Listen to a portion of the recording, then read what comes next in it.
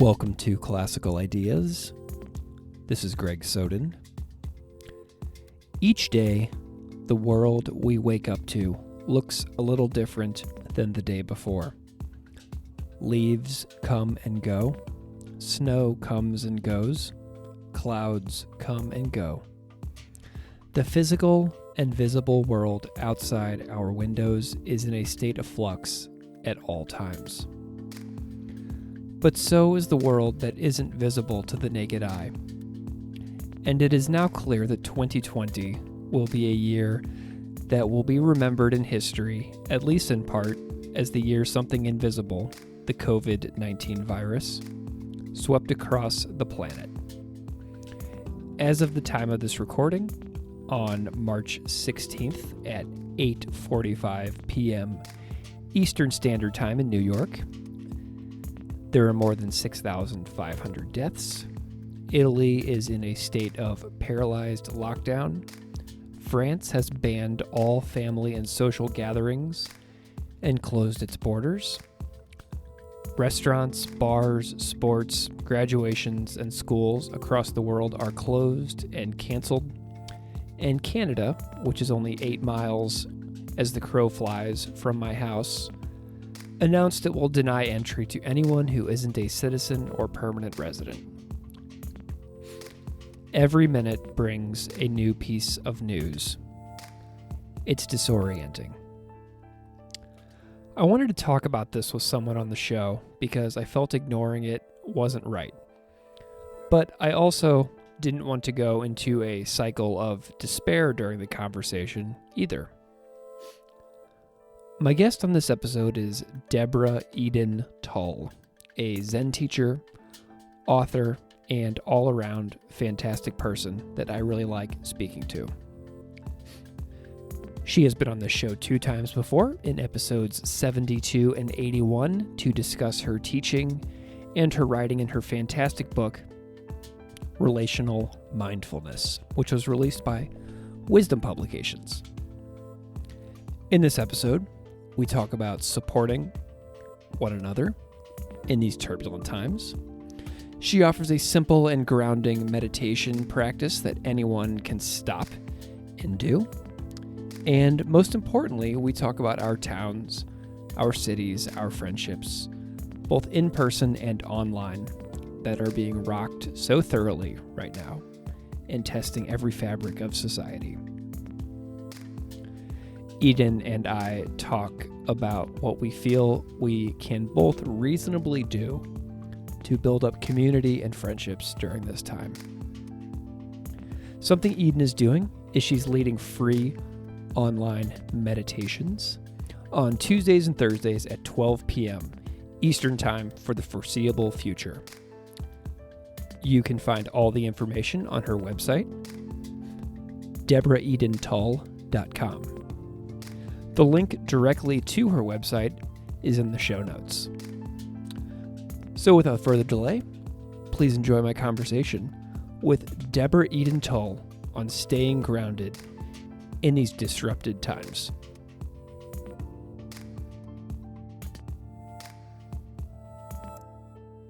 DEBORAH Eden Tull, welcome back for the 3rd time to Classical Ideas. Hi, Greg. Really happy to be back here with you. So, Eden, for those of you who haven't heard your appearances on past episodes, number 72 and 81, can you introduce yourself just a little bit for the audience? Sure. I'm a Zen meditation and mindfulness teacher. I'm the founder of a nonprofit called Mindful Living Revolution, and I'm the author of a couple of books. The most recent book is called Relational Mindfulness, a handbook for deepening our connection with ourselves, each other, and our planet. And I'll also share that while I live and teach out in the world these days, I spent 7 years as a Zen Buddhist monk at a silent monastery and have worked a lot in my practice with life's challenges and adversity as spiritual teachers. And so that's, I believe, one of the things we'll get into talking about today. Well, the context in which we are having this conversation is unavoidable. And So I'm speaking to you from Buffalo, New York, and I am on day one of a 5-week school closure across New York State due to the international pandemic from the virus COVID-19. So schools and businesses are closed all over the world, all around me, and there's like this. You talked about the hardship a moment ago. So there's like this churn of uncertainty, and it's like wreaking havoc on everything around us. Like the stock market, the Dow just had its worst day in history, like ever, including the Great Depression, I believe. And retirement plans are tanking, and travel is snarled at airports all over the world. It's just crazy. And so I've been reading the news all day, and I was really grateful to you that you wanted to have this conversation. So I've been doing okay with keeping my wits about me the last couple of days. But the images of people waiting in lines to like hoard food and other products is causing mass panic across the country. So this is like our context for today. Is that sort of like how you see the context of the world in which we're living in right now? Yes, this is not a boring moment for humanity, is it? No, it isn't. So, as a Zen teacher, I'm curious on your thoughts on this because, these are sort of like a moment where I feel like you have a lot of wisdom and teachings to offer the world. So how do you feel we can stay present with the tremendous uncertainty of this time? Like, why don't we just go ahead and start there? Yes. And just before I respond to that question, Greg, it feels important to say something about the context of this time. And number one, to just acknowledge the gravity of this period of mass disruption that we're facing, and also to acknowledge that it's hitting different people in very different ways. And so before any conversation about the spiritual teachings that apply to this time and the spiritual opportunity of this time, I think it's important to just acknowledge that some people are home, they've purchased the food they need to be at home and rest more over the next number of weeks. And there are other people in the world who have already been hard hit, who are sick and quarantined, who have lost loved ones, or who don't actually have enough money to stock up on food in advance for a few weeks. So I just want to acknowledge the fact that this kind of situation really reveals inequity in the world. And if we're to talk about anything spiritual, it's important that we not bypass some of the difficult reality that many people are experiencing. Absolutely, yeah. And well, as I've been like looking through the internet today and Twitter here and there, I keep seeing people on Twitter saying like, "Oh, I am a restaurant worker and I just got laid off," or there's people out there that are already feeling the real world consequences of this. That like this is like put you on the street kind of stuff. Yes. For some people, it already is. And it just happened. Yes. And so, no doubt, this situation is stirring up a tremendous amount of fear, and it is a field of absolute uncertainty. None of us know how this is going to unfold. And what tends to happen is uncertainty is a really scary place to be for human beings. Not ultimately, from a spiritual perspective, it's actually freedom. It's the place that we learn through meditation practice to drop us into real and full presence, taking our life moment by moment, being fiercely present in the world. But if that's not the perspective we're coming from, uncertainty can feel really, really scary. It's most scary to the human ego, and we all have ego. So ego tends to try to avoid uncertainty and the unknown as much as it can, and it does that by going into story, like grabbing onto a story rather than being in empty space, the unknown. The story that it tends to grab is on one side of the duality, either absolute terror. So yes, this is scary, but if we grab onto a story, we can go to Armageddon, to an absolute depiction of a really a depiction that creates even more suffering than is true in this moment. Or we can go to the other side from ego. We can grab onto the story that says, business as usual. People are overreacting. This isn't so bad. The point is, the human conditioned mind loves to go to conclusion and to hold on to story, to give it something to grasp instead of being in the openness and the emptiness of the unknown. You with me? Absolutely. So this experience is very much like collectively being asked to take a walk in the dark when we're really used to, especially on planet Earth right now, with the overlighting of the planet, having the lights on all the time so that we can see where we're going, so that we can feed the illusion of control, the illusion that we have some control over life, so that we can maintain identity and maintain set ways, habitual ways of being. And right now, so much of that has been taken away. Even just the collective daily habit patterns of how people go to work and do their shopping and interact with one another. Everyone's changed their plans. So it's like the rug's been pulled out from under us collectively, and there's a real unknown. So the first encouragement I want to offer is for people to really see this as an invitation as human beings to stay present with the unknown, to ground ourselves. I'm literally placing my feet on the ground and letting myself feel the earth beneath me, and to actively bring ourselves back to center as much as we can, unhooking from those stories, the narrative that takes us to one of those extremes, business as usual or absolute terror, so that we can be wise, present, and skillful with the unfolding of all of this.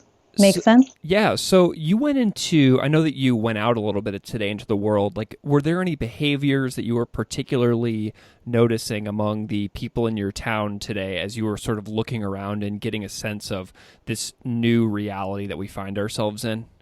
You know, I'll be honest. First, I'm very lucky in that I live in a small town at the edge of a vast wilderness on a creek. It's pretty peaceful right here. But I went into our version of the city, which is Asheville, North Carolina, very small city. And to tell you the truth, I was much more aware of creative response and creative resourcefulness that I'm seeing unfold. Like one of the markets where we shop has sent out a posting that instead of people coming to shop now, they can place their order and have a curbside pickup so that things are kept safe. I thought that was a really creative response. Or learning a lot of ways that people are sharing with their neighbors and just being especially kind with one another, having deeper conversations with people than they're used to when they're in their busy mode. So I didn't see that much out where we are, but I have a lot of family and kin in New York and in Los Angeles, Northern California, and I've heard plenty of stories of people going into a pretty intense fear-based mentality. Yeah? Yeah. Have you been in touch with any of your, I know that you practiced Zen for a long time in Los Angeles. Do you have any friends in other cities that you've been talking to whose experiences may differ from you as far as like Asheville versus LA or versus New York? Like, what are you hearing from other places? You know, even though I had a peaceful experience today, by the way, I went out very early in the morning. I've heard plenty of stories of people going into shops and having everything gone from the shelves and people hoarding toilet paper and whatnot. Yes, there's a lot of collective fear being stirred up right now. And equally, though, I've heard about creative resourcefulness that's happening. And I think that's something we really need to open our eyes to in this time. Excellent. So, just getting to know you over the past couple of years, I've seen you as sort of like a deep advocate of meditation and mindfulness practices. And you mentioned earlier your book, Relational Mindfulness, which we've talked about before on episode 72. So, like, when this world is moving along at like a normal breakneck speed, like our normal day-to-day lives, whenever there is no COVID-19 pandemic, whenever things are just fast and normal, people may find spirituality practices to be something that they think about. Maybe they try once or twice, but then their busy lives take over again. and then they sort of get out of it. I know that's what happens to me fairly often. I'll get into something, I'll try it for a while, and then life will take over, and then something gets pushed aside. But now we're like sort of forced to pause.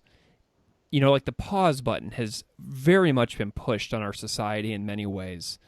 And today I was watching my daughter. She's off school for 5 weeks, and she's 6 years old. And today she just drew pictures of the same dress for 3 hours. And she colored and decorated every dress completely differently than the dress before it. And I just sat there and I just watched her do this. And I was like, so this is what happens when you just sort of let things happen, when there's a pause and you just kind of have to see how it goes. And to me, that was like an opportunity for her. I didn't see it as like a negative. I saw her as expressing pure creativity just in the moment, just because she could. And Yes. so, yeah, it's like this pause button. If we reframe it a little bit, maybe there's some opportunity in there. So what do you see as the opportunity of this time? And you can add some spirituality elements to it if you want, like some spiritual opportunities or just some other opportunities. Yeah, there's a lot. That's such a great question, Greg.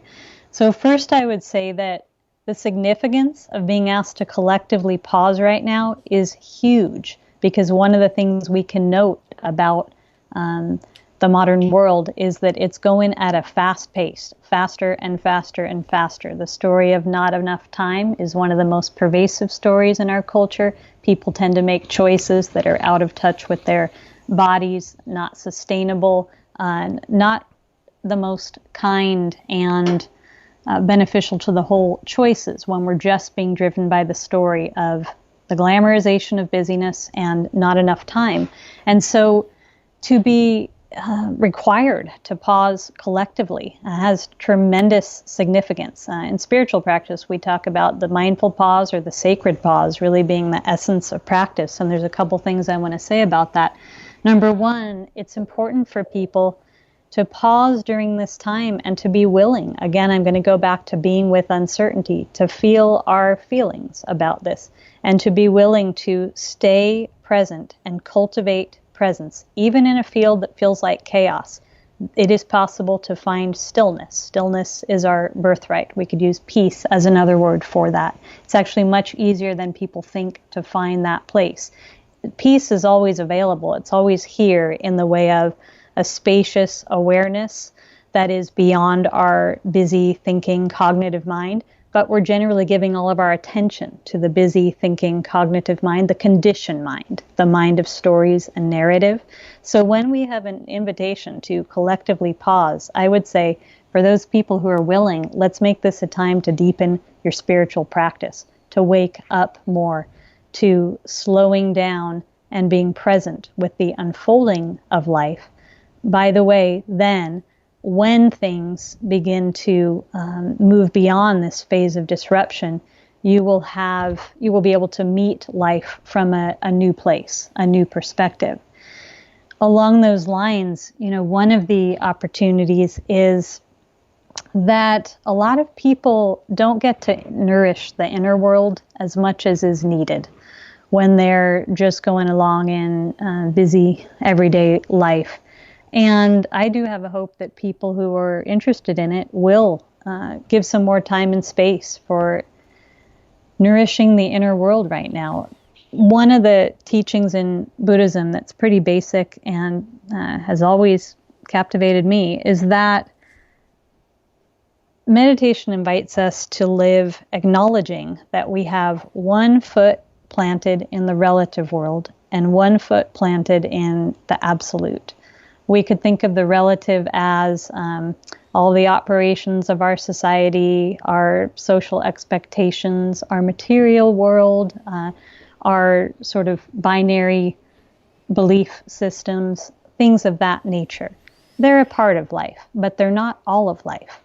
The absolute realm is also something that we live in, and if we disconnect from it or pretend we don't, then we don't really feel the nourishment that the soul needs. We really can't find genuine happiness or genuine well-being. It's not possible. Likewise, if we just pretend that we live in the absolute world and try to cut off the relative, we're going to be equally confused. Does that make sense? Yeah, totally. So I see this as a really interesting opportunity because our relative world and our sort of ordinary societal reality has just become so disrupted. It's become a bit turned upside down that there's actually an opening now for people to say, okay, wow, when the sort of relative world that I tend to rely on gets so disrupted, what is available to me that is so much more vast? What quality of awareness helps me to stay present and dropped into peace, even when things are moving in ways that I don't know what's going to happen next? There's an opportunity for people to really, really drop into the radical presence, the radical practice of presence. Okay, well, I have a question to follow up on that. Sure. I was chatting with my friend Keith the other day. Hi, Keith. And he is a teacher also. So he's a teacher, I'm a teacher. We talk about teaching a lot. So Keith is off work, like me, for the next several weeks, and he was telling me how he sort of like thrives on his job. Like, it gives him so much, and now he doesn't have it for a while. And he asked me the other day, he's like, what podcast episodes should I listen to as far as like learning about meditation? He's a total, he's very curious, but he's also totally new at it. Maybe give him, is there like an exercise that you can describe for a moment about an intro level to nourishing that inner world for somebody who may have just lost their daily routine? Absolutely. Yeah. And let's really start with the basic practice. You were talking about the pause a few minutes ago. So there's an acronym used in mindfulness, which is STOP. And everyone can do this as they're listening right now. The S is for stop. Just stop whatever you're doing. We spend so much time doing and in activity and less time in stillness and just being. So to stop. The T is for take a few conscious breaths. And if everyone can do that right now, just feeling the air as it enters your body, fills your body, and leaves your body.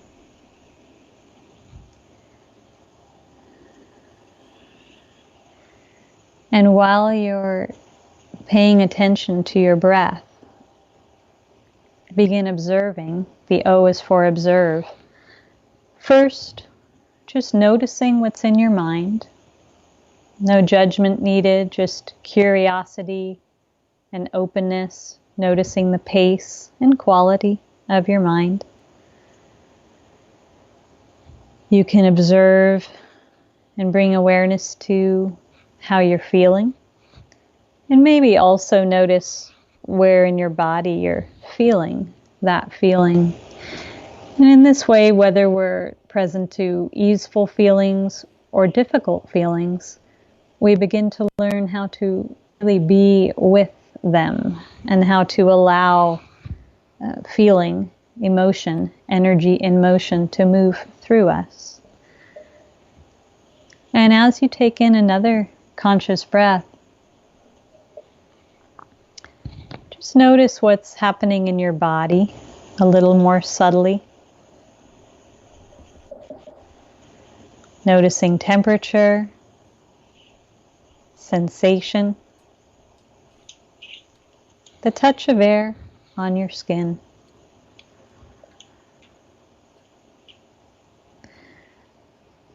And then the P is for proceed. So what I would say is, in just taking a pause like that, stopping, as many times in a day as we can, we begin to become more present to our ordinary and extraordinary experience of being human. We have more of an ability to step back from being caught in something. Like if I'm caught in a gnarly story in my mind and I pause and begin to become more aware of it, I have some space to step back. And when we go into formal sitting meditation or walking meditation, we're really going even deeper and then becoming aware of awareness itself. It's kind of like, Greg, people so often identify with their thoughts, their emotions, the momentum of all of that as who they are. Mm-hmm. They forget that there's a much larger experience of self, a much more spacious and interconnected, and I would say calm, even when there's a lot going on, experience of self. And that's something so many people could benefit from right now. Yeah? Absolutely. And thank you for that, by the way. That was wonderful. Sure. And we talked when we started off the conversation, you brought up a really important point, that some people right now have a lot more opportunity to, they're going to be fine through this. But there's a lot of people who are going to experience a lot of pain and upheaval in their lives. And so I see that maybe there's some opportunity for the people who are going to be okay to maybe do some community-oriented things, to maybe, if we could all, if there's some kind of safety net that we can create for the people who aren't who stand to lose a lot. Is there any opportunity within that as well for us to grow as communities through this challenging experience? I love that question. I love it. And there's a couple things I want to say about it. One, that the invitation is to meet this period of time, any time when there's disruption, adversity, and the potential to go into fear and a real contraction. Instead, to meet it with a balanced mind, an open heart, the spirit of generosity. And that means generosity both to oneself, taking really good, solid, devoted care of oneself through this experience that can feel chaotic. And equally, generosity towards others. And I've already heard such neat examples of that. Everything from the basketball player, Zion Williamson, offering to pay the salary for a whole month of New Orleans arena workers who will be out of work, to someone who just posted on Facebook today about posting kind notes in all of their neighbors' mailboxes saying, if any of you need support, if you need help with errands, if you need help with anything, I'm here. Just reaching out and being available. An expression of kindness that's very accessible to us all is to be good listeners during this time. I'm passionate about relational mindfulness, and there's not one human being who doesn't need to be listened to and enjoying the opportunity of real listening exchanges, right? Yeah. Which sometimes when people are too busy, they don't have. But in the bigger picture, what you're asking is huge, because so many holes in our system, so many places of absolute inequity are being illuminated, revealed by this situation, right? Mm-hmm. As the web of interconnection is completely illuminated. People who sometimes are a bit, I'll talk about psychic numbing in a minute, but who are a bit less aware of the web of interconnection, or just aware of it as a concept, or seeing oh, wow, that store closes. Oh, all of the janitors in that store out of work. All of the people who are now home with kids can't do the things that they need to do and need help. All of the people who can't afford groceries. You with me? Yeah, absolutely. So, really opening our eyes to that web. And back to the notion I just mentioned of psychic numbing, one of the things that inspires me about what's going on right now is that there tends to be sort of a backdrop of psychic numbing in our culture. It's very popular in the dominant paradigm to just there's so much going on in our world, there's so much difficulty, it's too much, I'm going to sort of quietly numb out to it, or quietly turn away from it. And this is a situation in a period of time where we are all being asked to step it up. We're being asked to open our eyes, to wake up, to act on behalf of the whole, to show up fully, and that means going beyond the numb state.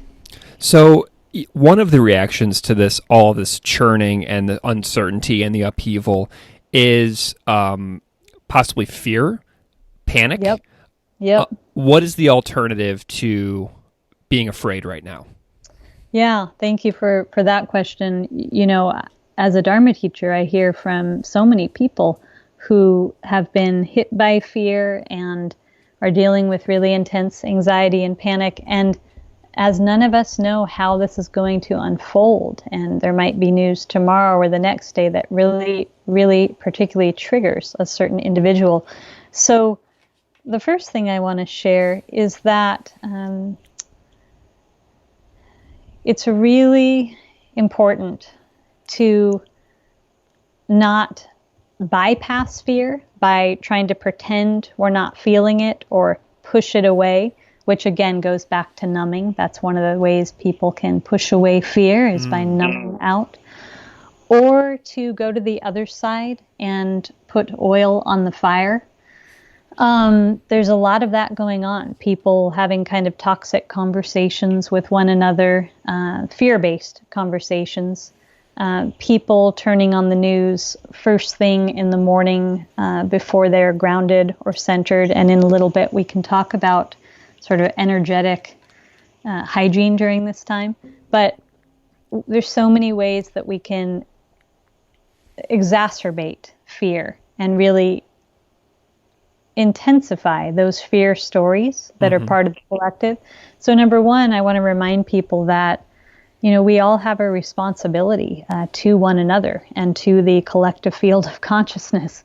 This could be an incredible time of together making a shift, a choice to move beyond fear and to access more compassion and courage. What that looks like is learning how to turn towards and be with the part of us who's afraid, but not be that part or act out of that part. So as an example, we might notice that there's a lot of fear being stirred in our body and our mind.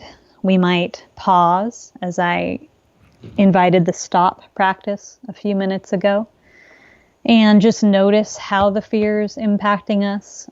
Notice how the fear feels in our body. Begin to gently take a step back and get a sense of a very afraid part of us that is not the entirety of us, of who we are. Are you with me so far? I am, yes. And from that place, and this is core to spiritual practice, we acknowledge, oh, fear is a part of me, but it is not all of me or who I actually am. It's not my essence. So from more the place of essence, we can turn towards, and just like the fear were a fearful child or a really good friend who was feeling terror or anxiety, we can be with that part. So not be the fear, but be with the fear. Yeah, well, and something that's really jumping out at me is that right now so many of us are not together. We're apart. So all of our friendships are right now, since we're being encouraged to be socially distant, our friendships are through screens. You know what I mean? Yes. So that is an extended layer of challenge, because when your friendships are through screens right now, it's almost hard to be there effectively for each other, because so much tone and nuance is lost in communication whenever it's not together, whenever it's through words on a little device. Do you know what I mean? Well, I hear you. And I never thought I would say this as a teacher of relational mindfulness, but probably for about the past 5 years, I've been teaching. I teach both in-person retreats and working online a lot, and working with my students and clients on the phone a lot. And my experience is that the field of shared presence goes beyond needing to be face-to-face with one another. What's important is the quality of presence we drop into, So I can guide a group of people online, a huge group of people, and there's still an absolute sense of intimacy and real connection and down-to-earthness and togetherness in the quality of conversation that happens. But it happens through our willingness to be present with one another, even if it's just a phone call. How are you? Oh, sorry. Yeah. Well, one other thing I'll say about that, it's just, I also hope that while we are spending a lot of time engaging through phone and screen, that people will be aware of not spending too much time staring into a screen. That's not going to be helpful during this time when we need extra good sleep and strong immune systems. Yeah, well, and earlier I was feeling super down, and I realized that I had been at my computer writing for like 5 hours. Yeah. And I went outside in my yard, and it was nice and cold, but I was in shorts, flip-flops, and a t-shirt, and I just like stared at the sky for a while because the clouds were super nice. And I felt so much better. Yes, and I was like, the world is still here. I'm still here. It. You took a pause from the relative world and the focus on screen and just went outside to get in touch with the larger field of interconnection, which is always here for you to rest into. Yeah? Yeah, absolutely. And I mean, so I want to talk about self-care a little bit too. So I am supposed to run a marathon in Buffalo at the end of May. It's up in the air. I'm supposed to run an ultra marathon in Niagara Falls, Ontario in June. It's up in the air. But the other day, I ran and I did 13 miles as a training run as normal, and the streets were like so empty. And I was just out there doing my thing anyway. And I had to do it. I had to get out of the house, and I had to take care of myself. I had to get out of my house, and I had to do my run. And that was the only thing that I had to do. So I have my methods of staying grounded and taking care of myself. How are you encouraging your students, your fellow Zennies, other contemplative people that you know to pursue self-care for themselves and their communities? Yeah. That phrase, fellow Zennies, makes me laugh. First, I want to just set the framework by sharing this quote by Rilke, the poet, that has always inspired me and that is important here. And so he's speaking of this quality of care in the context of relationship between two people, but I'm going to speak about it in relationship with ourselves, with one another, with the collective. And it's just the quote, I hold this to be the highest task for a bond between two people, that each protects the solitude of the other. And solitude, in this case, refers to that each protects the peace, the well-being. As a spiritual practitioner, I'm going to use the word center of the other.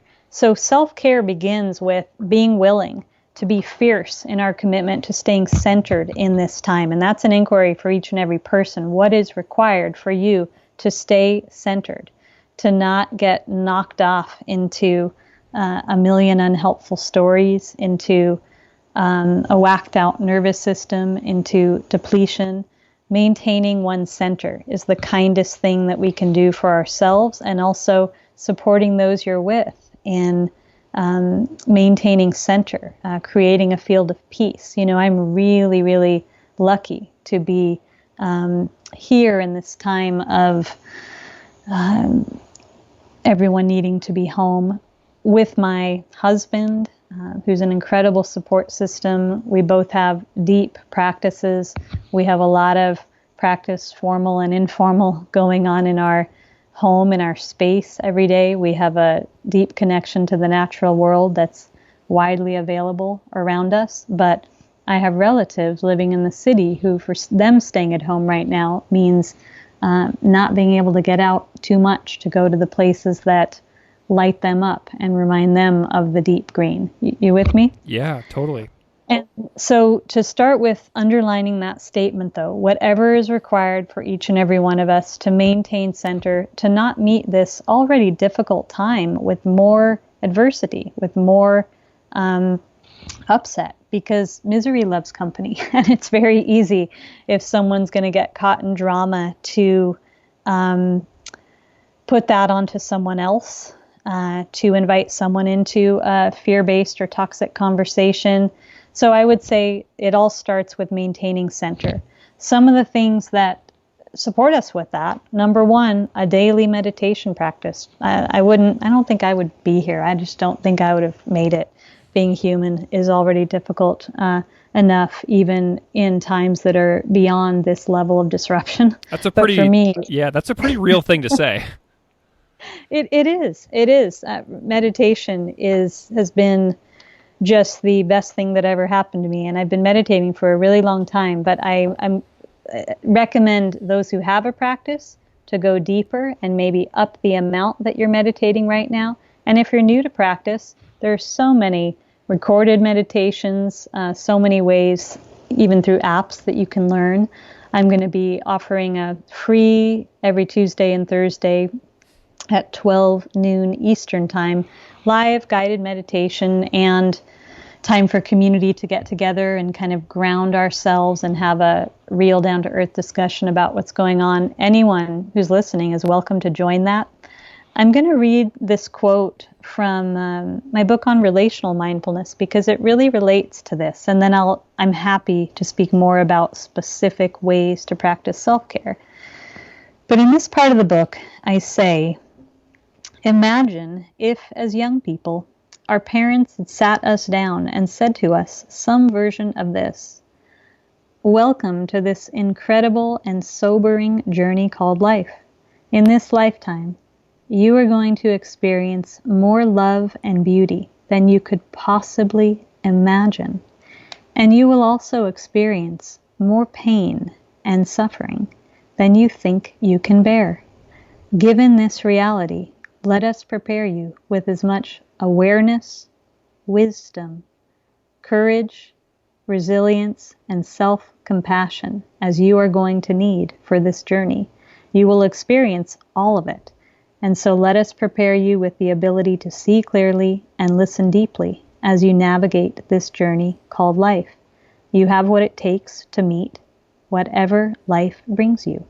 Your unique contribution matters here, and you are not alone.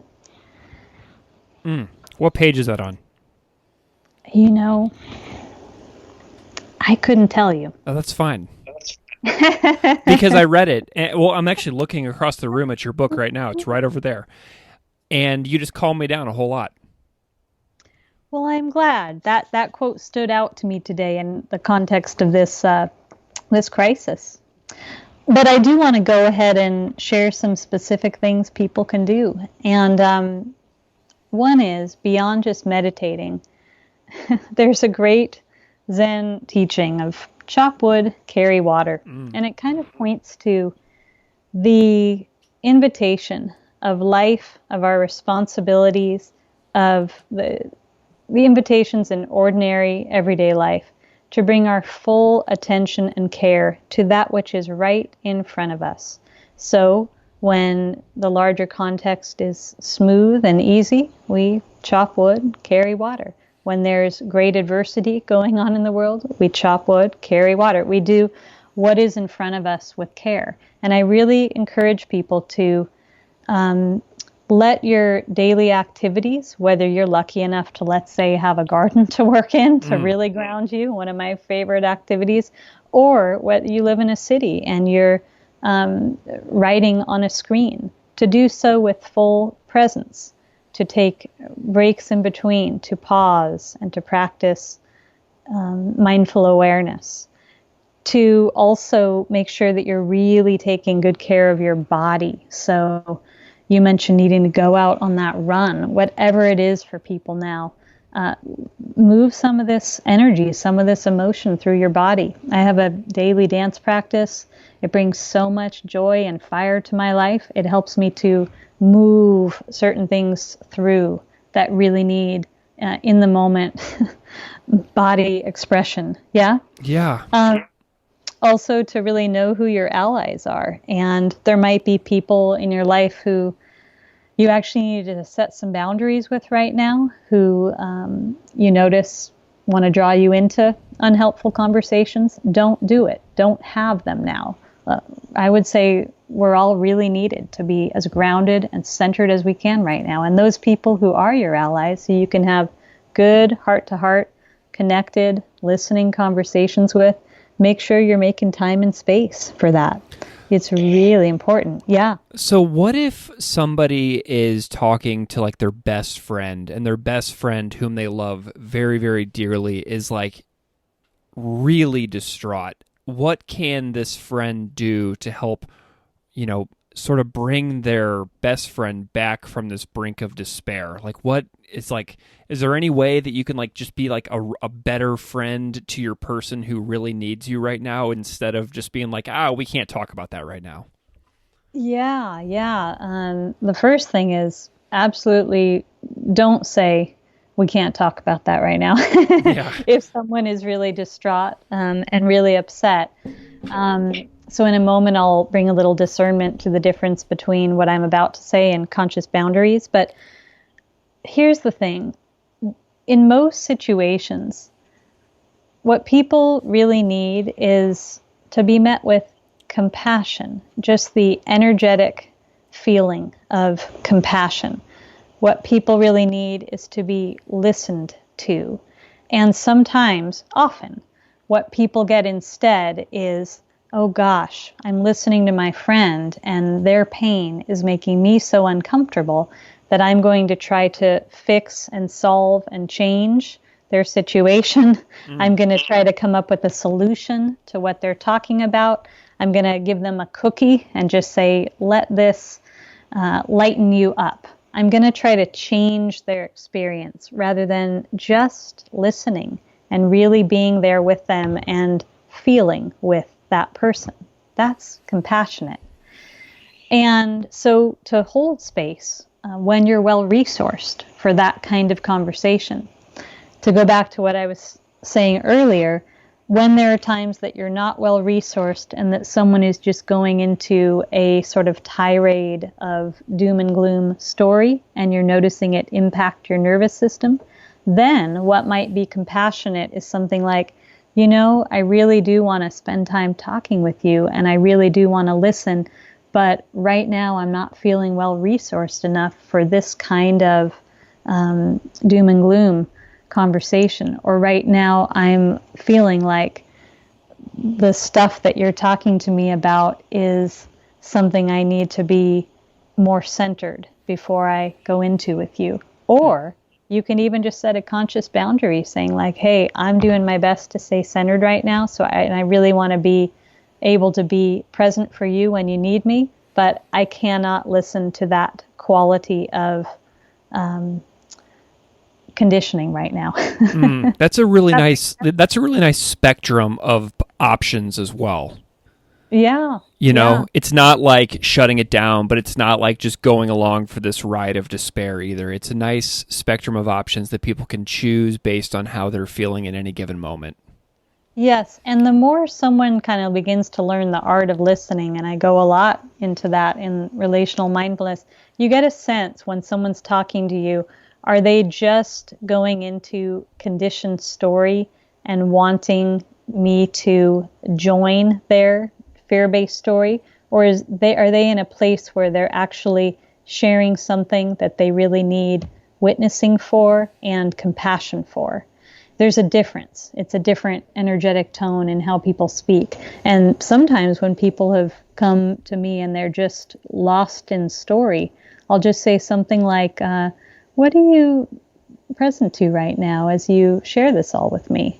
Or what are you noticing in your body right now while you talk about this? And that kind of drops them out of their mind where they're stuck in this narrative down into something bigger, Yeah, totally.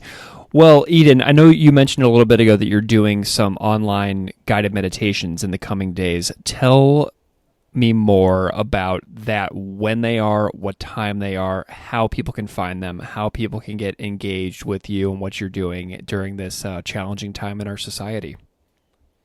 Sure, yeah. A Dharma student reached out to me a couple of weeks ago, really when this was starting, but people were still beginning to get nervous. And she said, "Hey, if I organized it for you, would you be willing to do some live free guided meditations?" And I said, "Of course, let's open it up to the community." And it's been amazing at how many people need and want this right now. So Tuesdays and Thursdays, online, 12 noon Eastern Time, 9 a.m. Pacific Time. There's a guided meditation followed by just a open space for people's questions, for helping people to work with fears, for helping people to use this time as an actual opportunity for transformation, which it is. And beyond that, I can name a few other neat offerings this weekend just for women. On Saturday for the equinox, I'll be offering something about staying present in the presence of uncertainty. And that's going to be about both meditation and conscious movement. So people are invited to that. And I have an online course that's a month long coming up in April. And it's bizarre. We filmed this course last summer, and I first was inspired about it because I think it's a topic human beings just all need. And it also is incredibly helpful during this bizarre disruption that we're in. So it's called Deep Time, Slowing Down as a Revolutionary Act. What is the website for your Tuesday and Thursday? Everything can be found on my website, DEBORAHEDENTULL.com. And there's a link to Zoom for the free meditations, and there's links to everything else. Excellent. Okay. Yeah. Well, that is, I'm going to see if I can get my friend Keith to join me for a Tuesday and Thursday meditation. Would love to have you there. You know, I'm really excited by the creative resourcefulness that I'm seeing right now, by people coming up with fresh ways of connecting. And what I see in it is an opening for deeper conversations, an opening for deep listening within and out. And deep listening is really the essence of meditation practice. And also in the context of our world, you know, we can acknowledge that this is likely not going to be the only global crisis we face in coming years, where this is the age of global uncertainty. And so how we meet this, I think, is really important in terms of learning to meet the larger global uncertainty that we face. So again, I'm really an advocate for people finding their center, for supporting one another, to find I'm going to use the word spaciousness within that a meditation practice offers, and then to bring that into a willingness to respond consciously rather than through reactivity and fear to what's going on. Well, Eden, this has been a wonderful hour for me. I feel significantly better than I did an hour ago. And so I am really grateful to you for coming on this show for the third time to talk about this stuff. And I'm excited to join maybe a couple of my guided meditations on Tuesday and Thursday. How long is that course running for? Well, that is unknown. Okay. I'm happy as a teacher to go with the flow right now, and to really, my commitment is to supporting human beings in every way that I can. And so it'll go for as long as it's needed. Yeah. That's wonderful to hear. Well, everybody also should check out your book, Relational Mindfulness, from Wisdom Publications, my friends over there. And so thank you so much for coming on the show. And for the record, if everybody's listening to this, we recorded this on March 16th, 2020. So it will be coming out on March 17th. Thank you so much, Craig. As always, I really enjoy getting to talk with you. You are so welcome. Classical Ideas is produced by me, Greg Soden. Music on Classical Ideas is composed and performed by Derek Strybeck.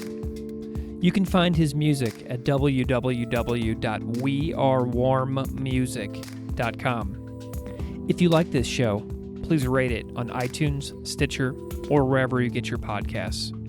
You can email me at classicalideas@outlook.com or find me on Patreon at patreon.com/classicalideaspodcast. Thanks so much for listening.